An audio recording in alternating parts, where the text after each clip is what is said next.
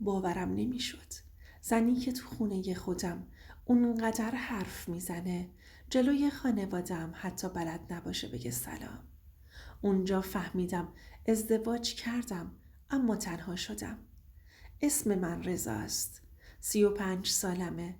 اگه بخوام صادق باشم همیشه فکر میکردم تو زندگی از خیلیا جلوترم. کار داشتم، عقل داشتم، خانوادم شناخته شده بودن. فقط یه چیز کم بود، زن. تو فامیل ما ازدواج چیز عجیبی نیست. همه زود ازدواج میکنن. بیشترشونم از فامیل. 7 تا برادریم. 6 تاشون زن فامیلی گرفتن. زنهایی که بلد بودن تو جمع حرف بزنن، بخندن، جواب بدن. زنهایی که فامیل دوستشون داشت. من اما خواستم فرق داشته باشم. وقتی نرگس رو دیدم، اولین بار چیزی که دیدم عقلش نبود، خوشگلیش بود. 20 سالش بود، کم حرف، آروم، سر به زیر. با خودم گفتم دختره، سنش کمه، طبیعیه. من 35 سالمه. خودم راهش رو یادش میدم. همین جمله بعدن شد بزرگترین اشتباه زندگیم. ازدواجمون سنتی بود. خواستگاری، بله، برون، عقد، همه چی سریع اتفاق افتاد. نرگس فارسی زبونه، ما ترک زبونیم. ولی گفتم مهم نیست. زبون که دیوار نیست، یاد میگیره. اوایل عقد تو خونه خودمون که تنها بودیم، نرگس اونقدر حرف میزد که گاهی سرم درد میگرفت. از آینده، از لباس، از زندگی، از بچه. با خودم میگفتم خوبه، حداقل پیش خودم زبون داره. اما اولین مهمونی همه چی رو عوض کرد. رفتیم خونه پدرم. مثل همیشه شلوغ بود. عمه، عمو، زنداداشا، بچه ها همه ترکی حرف می زدن و می خندیدن. نرگس اومد نشست کنار من. اول فکر کردم خجالتیه. خب طبیعیه، تازه عروسه. ولی نیم ساعت که گذشت، 1 ساعت، 2 ساعت، نه یک کلمه گفت، نه لبخندی زد، نه حتی سرش رو تکون داد. فقط نگاه میکرد. از همون لحظه نگاه ها شروع شد. زن داداش بزرگم یه نگاه منیدار بهم انداخت. عمم زیر لب چیزی گفت. یکی خندید. من عرق کرده بودم. نه از گرما، از خجالت. تو راه برگشت چیزی نگفتم. ولی شب تو خونه نتونستم ساکت بمونم. گفتم نرگس چرا حرف نمی زدی؟ گفت چی می گفتم؟ نمی فهمیدم چی میگن. گفتم خب گوش می دادی، یکم یاد می گرفتی. اخم کرد. گفت همه باید فارسی حرف بزنن تا من بفهمم. اونجا یه چیزی تو دلم شکست. نه دعوا کردم، نه داد زدم. فقط ساکت شدم. همون سکوت بعدن گرونترین تاوان رو برام داشت. مهمونی ها ادامه داشت. پاگوشا، دعوت، شهرستان، فامیل و هر بار همون صحنه تکرار می شد. نرگس می اومد می نشست ساکت. یه بار تو شهرستان عمم جلوی همه گفت رضا زنت زبون داره یا نه؟ همه خندیدن. منم خندیدم. ولی دلم لرزید. داداشم بعدن خیلی راحت گفت داداش زنت فقط مثل بز نگاه میکنه. اون شب تا صبح خوابم نبرد. از اون شب از مهمونی رفتن میترسیدم. کم کم حرف مردم بیشتر شد. زن داداشم یه روز یواشکی گفت فامیل میگن نکنه مشکلی داره. من داشتم بین زنم و خانوادم له می شدم.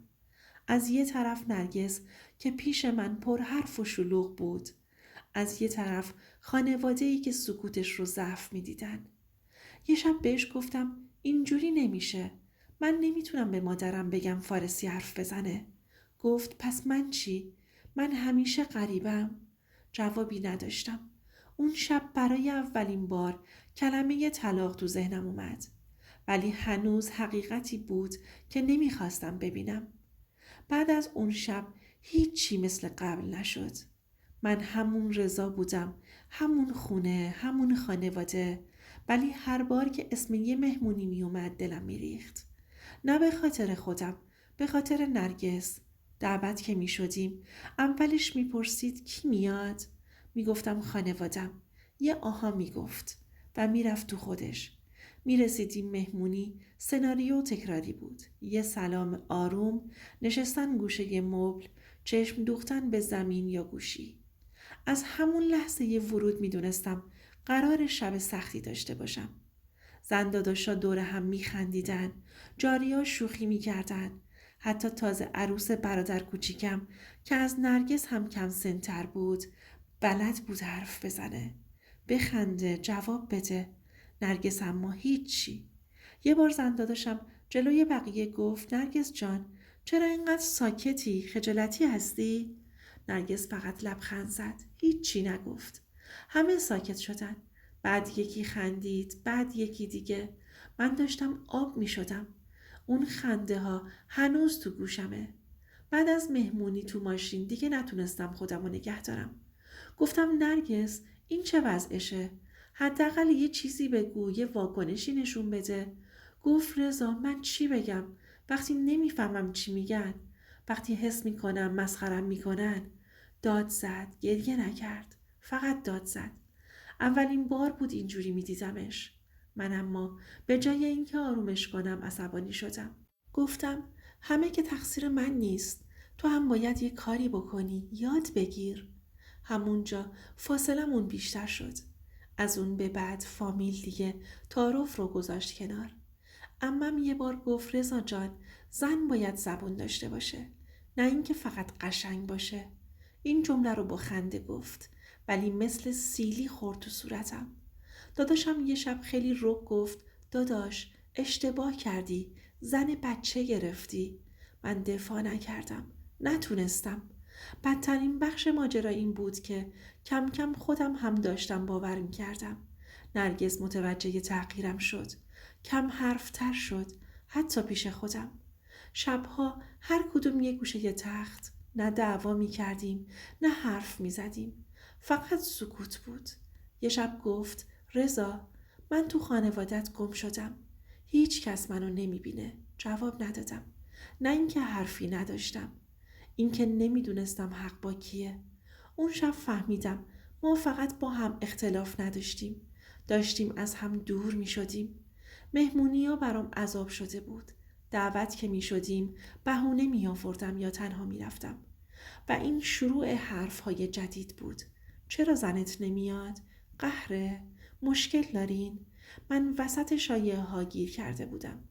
نمیتونستم زنم رو عوض کنم نه خانوادمو. ولی هنوز نفهمیده بودم این فقط شروع یه بحران بزرگتره. یه جایی تو زندگی هست که دیگه نمیتونی عقب بری، نه جرأت داری جلو بری. من دقیقاً همونجا گیر کرده بودم.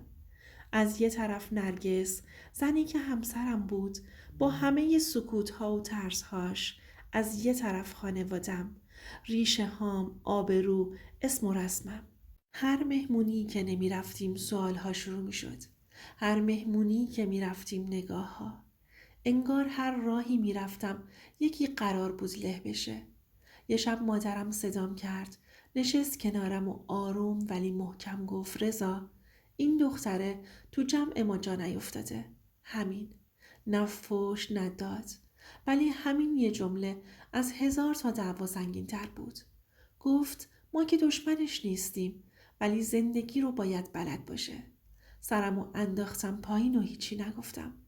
اون شب برای اولین بار حس کردم خانوادم دارن از من ناامید میشن. وقتی برگشتم خونه نرگس منتظرم بود. نگاه کرد. از نگاه هم فهمید. گفت چی گفتن؟ گفتم هیچی. دروغ گفتم. نه برای اینکه بد باشم. برای اینکه طاقت نداشتم یه زخم جدید بزنم. ولی زخم‌ها خودشون راهشون رو باز میکنن. چند شب بعد دعوامون بالا گرفت. سر یه چیز ساده. سر مهمونی نرگس گفت من دیگه نمیام. گفتم نمیشه. گفت پس خودت برو. اون لحظه عصبانی شدم. داد زدم. فکر کردی زندگی همینه؟ یا باید بسازی یا... حرفم نصفه بود. همونجا فهمیدم داشتم شبیه همون چیزی می شدم که ازش بدم می اومد. نرگس گریه نکرد. این بدترین قسمتش بود. فقط گفت من دارم زور میزنم رضا، ولی کسی نمیبینه. اون شب برای اولین بار من رفتم تو پذیرایی و خوابیدم. صبح که بیدار شدم دیدم نرگس رفته خونه پدرش. نه دعوا نه خداحافظی. اون خونه برای اولین بار ساکت نشد. خالی شد. چند روز بعد داداشم زنگ زد، گفت رضا این وضعیت درست نیست. یا زنت رو جمع کن یا تکلیفتو معلوم کن. این جمله رو از دهن خیلیا شنیده بودم، ولی از داداشم فرق داشت. من داشتم خورد می شدم بین بایدها. باید شوهر خوبی می بودم. باید پسر خوبی می بودم. باید آبرو رو نگه می داشتم. باید زنم رو می فهمیدم. ولی هیچ کس نپرسید رضا خودت چی می خوای؟ اون شب برای اولین بار واقعاً به طلاق فکر کردم. نه از روی عصبانیت، از روی خستگی. نرگس بعد از 1 هفته برگشت. ساکت تر از قبل.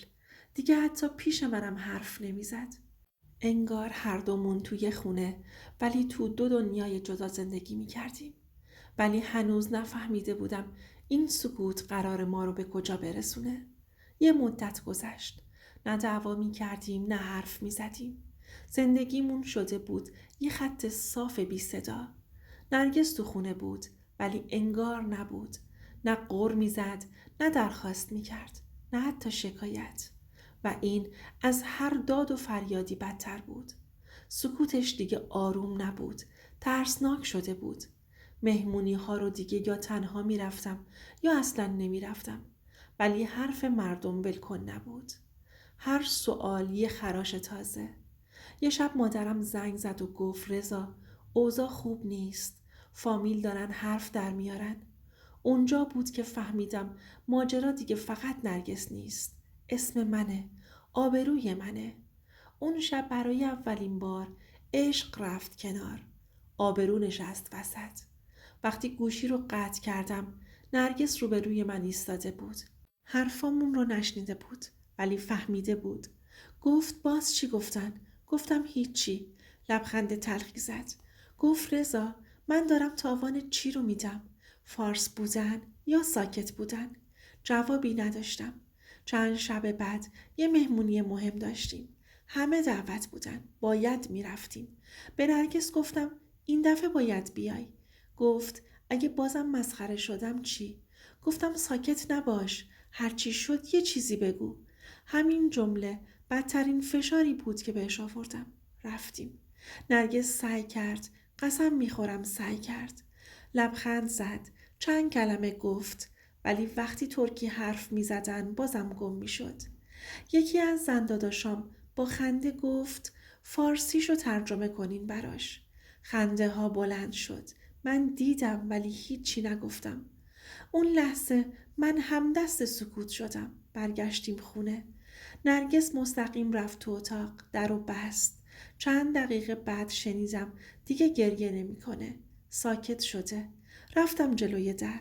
دستم رو دستگیر موند. نرفتم داخل. اون شب برای اولین بار به این فکر کردم که شاید ما اصلاً برای هم ساخته نشدیم. نه چون بد بودیم، چون همدیگر رو نمیفهمیدیم. صبح فردا نرگس گفت رضا من دیگه نمیتونم. نه تهدید کرد نه التماس. یه جمله ساده. من نشستم سرمو گرفتم تو دستام. اونجا بود که فهمیدم گاهی مرد بودن یعنی تصمیمی بگیری که هیچ کدوم برندش نیست.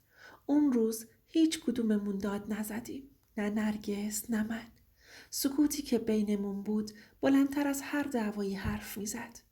نشسته بود روبروم. دستاش تو هم گره خورده بود. گفت رضا من نمیخوام تو خانوادت خجالت بکشی، ولی دیگه نمیتونم خودمو گم کنم تا بقیه راحت باشن. نگاهش کردم. برای اولین بار نه به عنوان زنم، به عنوان یه آدم. اونجا فهمیدم مشکل ما لجبازی نبود. نادیده گرفتم بود. گفتم منم خستم نرگس از اینکه همیشه بین تو و خانوادم داور باشم. لبخند تلخی زد. گفت هیچ وقت داور نبودی رضا. همیشه طرف اونا وایستادی. این جمله بدتر از هر فحشی بود، چون راست میگفت، نه از روی بدجنسی، نه از روی نفرت، از روی ترس. ترس از حرف مردم، ترس از قضاوت، ترس از اینکه بگن رضا نتونست زنشو جمع کنه. اون شب فهمیدم من زنمو نباختم، خودمو باختم. چند روز بعد با هم نشستیم و تصمیم گرفتیم. نه با عصبانیت، نه با گریه، با خستگی، یا باید سالها هم دیگر رو عوض می کردیم و زخمی تر می شدیم، یا قبل از اینکه دیر بشه تمومش می کردیم. نرگس گفت من نمیخوام مادر بچه‌ای بشم که تو خونه‌ای بزرگ بشه که مادرش دیده نمیشه. حرفی برای گفتن نداشتم. طلاق همیشه با فریاد شروع نمیشه. گاهی با درک دردناک تفاوت‌ها تموم میشه. از هم جدا شدیم. نه با نفرت، با یه احترام زخمی. بعد از رفتنش خونه دوباره ساکت شد. ولی نه مثل قبل، این بار سکوت از خودم بود. الان که اینا رو میگم نمیخوام مظلوم نمایی کنم، نه نرگس رو مقصر بدونم. ما هر دومون به اندازه خودمون اشتباه کردیم. ازدواج فقط هم خونه شدن نیست، هم زبون بودن میخواد. یه نصیحت: هیچ وقت فکر نکن سکوت یه زن یعنی نداشتن عقل. بعضی آدما فقط تو محیط اشتباه خاموش میشن. به شمایی که تا اینجا حرفام رو گوش کردید میخوام سوالی بپرسم. اگه جای من بودید چی کار میکردید؟ به خاطر خانوادتون میساختید یا به خاطر آرامش همسرتون میایستادید؟ نظرتون رو بهم بگید، چون واقعا دوست دارم بدونم نظرتون چیه. دوست عزیزم، اینم از داستان امشب. اگه تا آخر این داستان کنارم بودی ممنونم. لطفاً لایک کن تا بدونم این صدا شنیده شده. نظرت رو بنویس، چون شاید یکی راهش رو عوض کنه. و لطفاً کانال رو سابسکرایب کن و زنگوله کنارش رو فعال کن، چون اینجا قرار صداهایی روایت بشه که سالها تو سینه ها خفه مونده. صداهایی که هنوز شنیده نشدن.